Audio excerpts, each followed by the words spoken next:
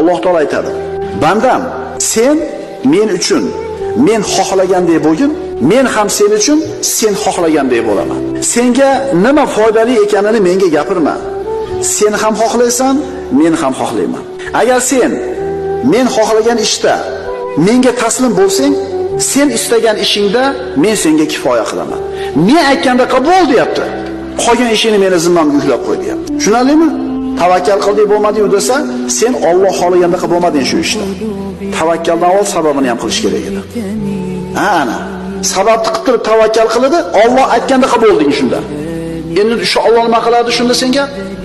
Mushkulingni hal qilib beradi. Davomini o'qiymiz. Agar men xohlagan ishda menga taslim bo'lmasang, sen xohlayotgan ishda seni mashaqqatga solib qo'yaman. So'ngra faqatgina men istagan narsa bo'ladi.